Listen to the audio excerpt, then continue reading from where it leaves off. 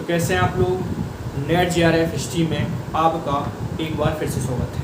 जैसा कि हमारी हिस्ट्री की सीरीज चल रही थी, उसमें हमारा दिल्ली सल्तनत चल रहा था और दिल्ली सल्तनत में हमने आज रजिया सुल्तान को देखना है कि रजिया सुल्तान का इतिहास क्या रहा है और इतिहास में उसका क्या योगदान है। तो बात करते हैं हम किसकी, रजिया सुल्तान के बारे में। तो रजिया सुल्तान किसकी पुत्री है? आप लोग को सबको पता है कि रजिया सुल्तान किसकी पुत्री है भाई। इसके पहले कौन सा शासन था? इसके पहले किसका शासन था? किसका शासन था इसके पहले?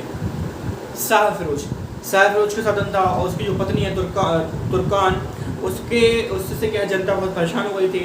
और क्या है, हमने देखा था कि रजिया ने क्या है लाल वस्त्र पहनकर महल में चली गई थी और जनता से ये मांग की थी कि क्या है कहीं ना कहीं उसको न्याय दे। और फिर क्या किया था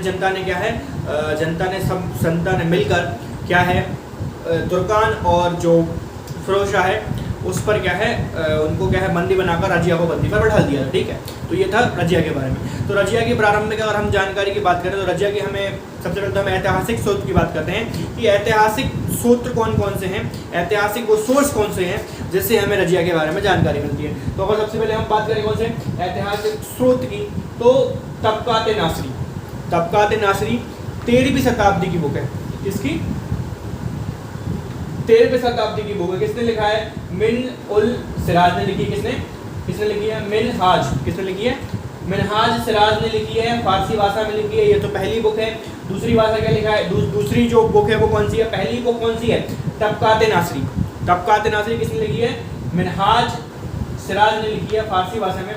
दूसरी बुक की बात करें तबकात नासरी, दूसरी बुक की अगर हम बात करेंगे तो दूसरी बुक कौन सी है? दूसरी बुक की अगर हम बात करें तो दूसरी बुक है तारीख फरिश्ता। तो पहली बुक में क्या लिखा है किसके बारे में? रजिया सुल्तान के बारे में। तो पहली बुक में लिखा है कि रजिया एक बुद्धिमान, उदारवाद, न्यायप्रिय और जनता का दुख दर्द समझने वाली महान शासिका थी। जो मिनहाज हैं, सिराज हैं, उन्होंने क्या है एक पुस्तक लिखी है तबकात नासरी। उन्होंने उसमें लिखा है कि रजिया जो है एक बुद्धिमान, एक उदारवादी, एक न्यायप्रिय और जनता का दुख दर्द समझने वाली क्या है महान शासिका थी। ये उन्होंने लिखा है। ठीक है, क्या है पर इन सब विशेषताओं के होने के कारण भी क्या है, चूंकि क्या है रजिया क्या है महिला थी तो क्या बहुत से जो तुर्क अमीर हैं वो इन सब गुणों को क्या है उसको नहीं देखते हुए एक महिला के तौर पे देखती थी। इसलिए क्या है बहुत से जो तुर्क अमीर है उसके शासन से चिढ़ते थे और एक विद्रोह का कारण भी हुआ था। दूसरी बुक कौन सी है? दूसरी बुक की अगर हम बात करें, दूसरी बुक कौन सी है? तारीख फरिश्ता। कौन है भैया राइटर? मोहम्मद कासिम फरिश्ता। कौन है राइटर? मोहम्मद कासिम फरिश्ता इसके राइटर हैं। ठीक है, और किस भाषा में है? फारसी भाषा में। पहले वाली भी जो बुक है तबकात नासरी वो भी फारसी भाषा में, और दूसरी वाली जो बुक है तारीख फरिश्ता किसकी है? मोहम्मद कासिम फरिश्ता। ये भी किस भाषा में? ये भी फारसी भाषा में। इस बुक में क्या लिखा है? तो इस बुक में क्या लिखा है? जब रानी घोड़े पर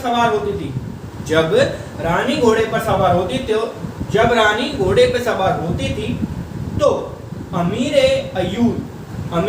अय्यूर मलिक जमालुद्दीन याकूत हमेशा अपने हाथों से सहारा देता था। ये कौन है भैया? ये रजिया सुल्तान का घोड़े के अस्तबल का प्रमुख है। कौन? अमीर अय्यूर मलिक जमालुद्दीन याकूत हमेशा अपने हाथों से सहारा देता था। ये लिखा है किसकी बुक में लिखा है? ये लिखा है तारीख फरिश्ता। और किसने लिखा है इसको? मोहम्मद कासिम फरिश्ता, फारसी भाषा में लिखा है। और रानी और याकूत की घनिष्ठता से उसके प्रेम संबंधों को पता चलता है। तो रानी, और ऐसा कहा जाता है कि रानी और याकूत में क्या है, दोनों में क्या है प्रेम संबंध थे। आगे अगर हम बात करें बैकग्राउंड की बात कर लें कि थोड़ा सा क्या है रानी की जो क्या है रजिया सुल्तान है उसके माता पिता कौन थे। वैसे तो आप सब जानते हो कि इसके प्रीवियस ईयर में क्या है हम इल्तुतमिश को डिस्कस करते हैं, इल्तुतमिश को डिस्कस कर चुके हैं। तो इल्तुतमिश क्या है उसके पिता है। थोड़ा सा ऐतिहासिक बैकग्राउंड देख लेते हैं। तो ऐतिहासिक बैकग्राउंड की जब हम बात करें तो पिता कौन है भैया? इल्तुतमिश। इन्होंने 2 शादी की, सबको पता है 2 शादी की थी किसने? इल्तुतमिश ने। तो माता का नाम क्या है? तुर्कान खातून कुतुब बेगम। तो दो इसको क्या है? कुतुब बेगम भी कहते हैं और तुर्कान खातून भी कहते हैं। इनकी माँ को और पिता का नाम तो सब जानते हैं, इल्तुतमिश। जन्म देखते हैं तो 1205 में कहाँ हुआ? बदायूं में हुआ। कहाँ हुआ? 1205 में बदायूं, जो कि उत्तर प्रदेश में है, ठीक है। और नाम अगर देखें तो ज्वालालाल उद्दीन रजिया, ये पूरा नाम था उनका। और इतिहासकारों ने क्या है इसको रजिया उद्दीन, रजिया सुल्तान लिखा है, ठीक। बात करें और इतिहास की, इसकी रजिया के इतिहास की, तो 1236 में शाह तुर्कान के अत्याचारों से परेशान होकर, इसके पहले का शासन कौन था? शाह तुर्कान। मतलब शासन तो किसके पास था? शासन किसके पास था? उसकी माँ के पास था। किसकी माँ के पास था? किसकी माँ के पास था? किसकी माँ के पास था? जो क्या है, इल्तुतमिश की जो दूसरी बेगम थी उनके पास शासन था और शाहफरोज के पास शासन था। तो उनकी माँ क्या है, उस शासन को चलाती थी। तो उसी शासन से क्या है, परेशान होकर 1236 में शाह तुर्कान के अत्याचारों से परेशान होकर रजिया ने लाल वस्त्र पहनकर दिल्ली की जनता से अपील की। इतना तो हमने पहले भी बताया था कि अपील की। दिल्ली की जनता ने शाह तुर्कान रुकनुद्दीन शाह, किसको?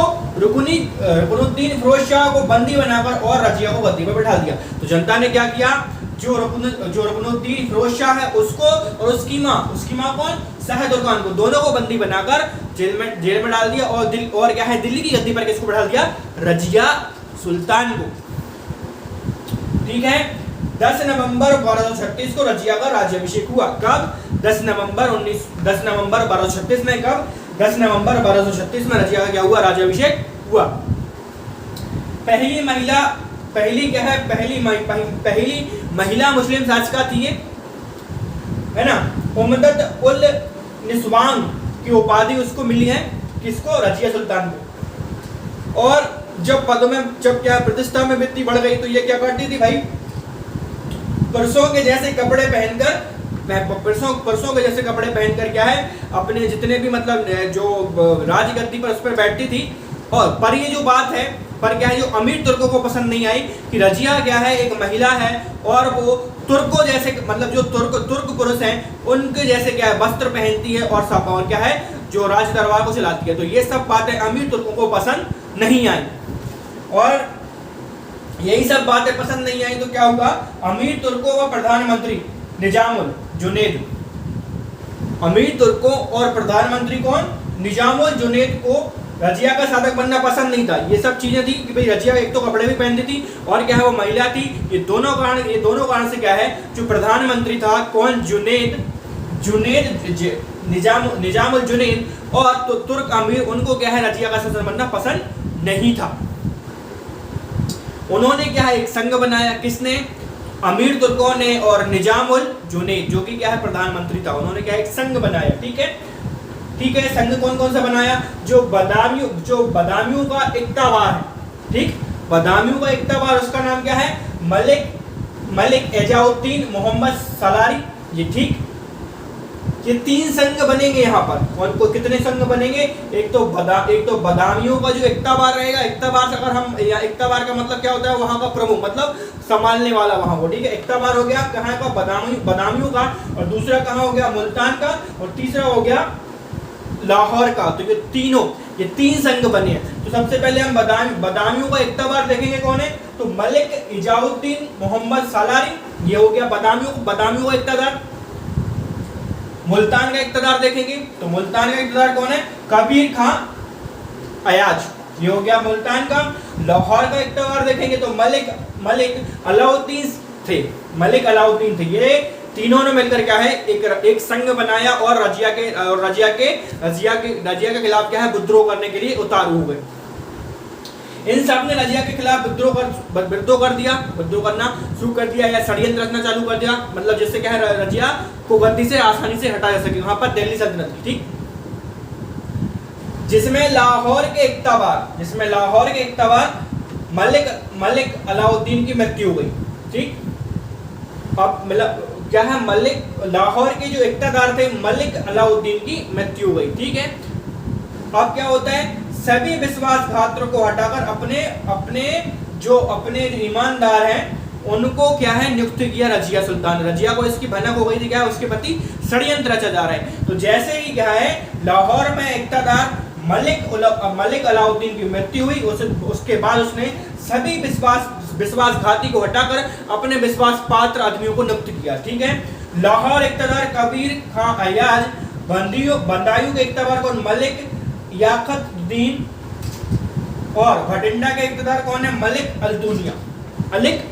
ठीक, अगर हम बात करें अस्तबल का जो प्रमुख हमने पहले बताते कौन है वो मलिक जमालुद्दीन याकूत। ठीक है, लेकिन क्या है तुर्क सरदारों ने दोनों को बदनाम करना शुरू किया, दोनों को क्या है बदनाम शुरू करना कर दिया। किसको? मलिक याकूत को, जो कि क्या है हमने एक बुक में भी देखा था, किसकी बुक थी वो, तारीख फरिश्ता। उसमें क्या लिखा था कि जब रानी घोड़े पर सवार होती थी तो अमीर अयूर मलिक जमालुद्दीन याकूत हमेशा क्या है अपने उनको क्या है सहारा देता था। तो इन दोनों से क्या है उनके प्रेम संबंधों को पता चलता है, और क्या है इन सब चीजों को क्या है तुर्क सरदार क्या है इन सब बातों से क्या है दोनों को बदनाम करना चालू कर दिया। किसको? रजिया को और याकूत को।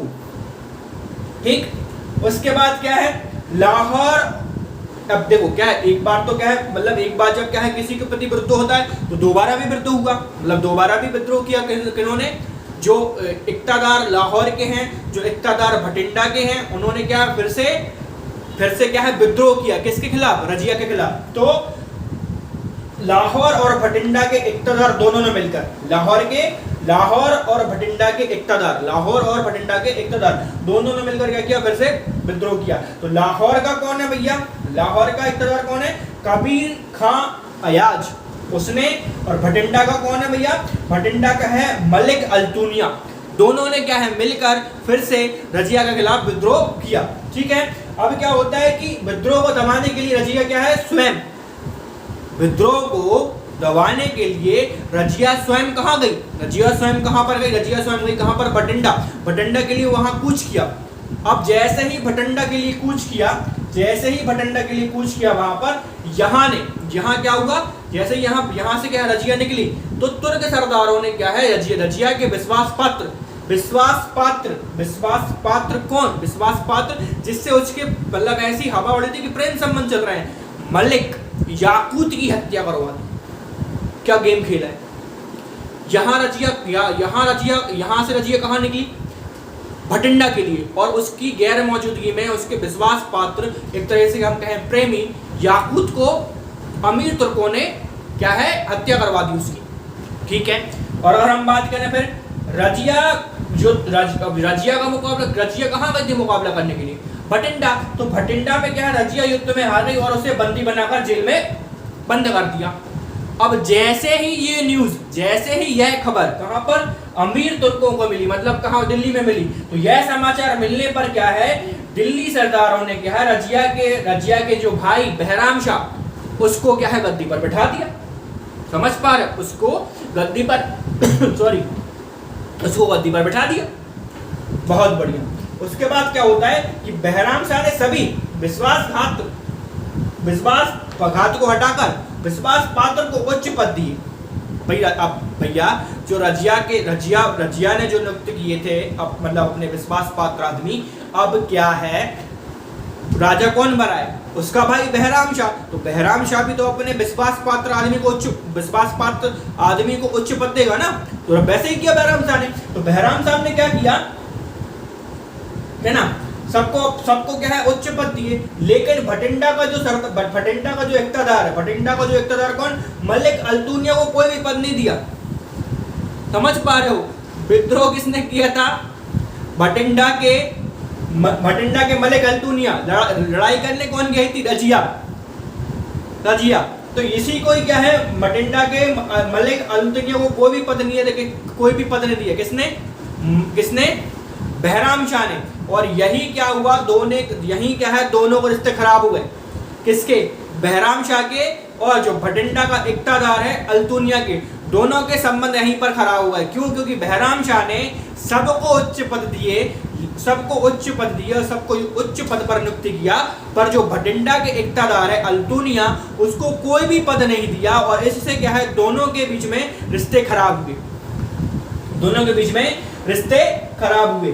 और रजिया, देखो फिर क्या होता है, रजिया ने इस बात का फायदा उठा लिया कि अल्तुनिया को बुरा लगा कि भैया बहराम शाह ने उसको कोई भी पद नहीं दिया। तो रजिया ने सोचा अगर मैं अल्तुनिया से विवाह कर दूंगा, फिर अगर मैं अल्तुनिया से शादी कर लूंगी या निकाह कर लूंगी, फिर मैं मिलकर क्या है दिल्ली की गद्दी पर कौन बैठा है, बहराम शाह, वहां पर क्या है आक्रमण करके बहराम शाह को हटाकर एक बार फिर से गद्दी पर बैठ जाऊंगी। तो वैसे ही क्या है रजिया ने सोचा और रजिया ने क्या है अल्तुनिया से अल्तुनिया से क्या है निकाह किया। फिर क्या होता है, एक विशाल सेना बनाई जिसमें जाट सरदार एवं खोकसर शामिल थे। जाट सरदार और खोकसर शामिल थे, ठीक है। दोनों के बीच युद्ध हुआ जिसमें रजिया बुरी तरह पराजित हुई। अब क्या है, अल्तुनिया के नेतृत्व में रजिया कहाँ युद्ध करने जा रही है, किससे, बहराम शाह से। कहाँ पर, दिल्ली में। लेकिन दोनों का जब युद्ध होता है बहराम शाह और अल्तुनिया की सेना का, तो उसमें क्या है रजिया बुरी तरह हार जाती है। अगर हम बात करें उसके क्या है मृत्यु की, कि रजिया की मृत्यु कैसी हुई, रजिया की डेथ कैसे हुई, तो क्या होता है कि पराजित होने के बाद दोनों अल्तुनिया और रजिया दोनों कहाँ जाते हैं भटिंडा वापस जा रहे होते हैं। तो एक कैथल है, हरियाणा के पास कैथल है और कैथल के पास क्या है, डाकुओं ने 14 अक्टूबर 1240 को दोनों की हत्या कर दी। 14 अक्टूबर 1240 में अल्तुनिया और रजिया दोनों की हत्या कर दी। तो इसके आगे का शासन कौन संभालेगा, नुसरुद्दीन। तो नुसरुद्दीन के बारे में हम पढ़ेंगे अगले वीडियो में। हो सकता है कि हम नुसरुद्दीन और बालबन दोनों को एक साथ पढ़ लें, अगर ना पढ़ेंगे तो अलग अलग करके पढ़ लेंगे। नुसरुद्दीन को पहले, उसके बाद बालबन को, उसके बाद क्या है हमारे जो गुलाम वंश है वो समाप्त हो जाएगा, उसके बाद हम पढ़ेंगे खिलजी वंश। तो आशा करते हैं आपको जो ये सब जो जानकारी है, ये जो मेरे द्वारा पढ़ाया जा रहा है या समझाया जा रहा है, आप उसको एक बेहतर कॉन्सेप्ट से समझ पा रहे होंगे। हिस्ट्री की क्या है एक अच्छी खासी क्या है आपको जानकारी मिल रही होगी। और ऐसे ही वीडियोस को देखने के लिए आप जाके नेट JRF यूट्यूब पर जो चैनल है उसको सब्सक्राइब कर सकते हो, और जो फेसबुक पेज है उसको भी आप फॉलो कर सकते हो। तब तक के लिए मैं आपसे विदा लेता हूँ और मिलते हैं अगले वीडियो में इतिहास की। तो तब तक के लिए टिल देन गुड नाइट, सुरक्षित रहिए, सेफ रहिए, शब बखैर।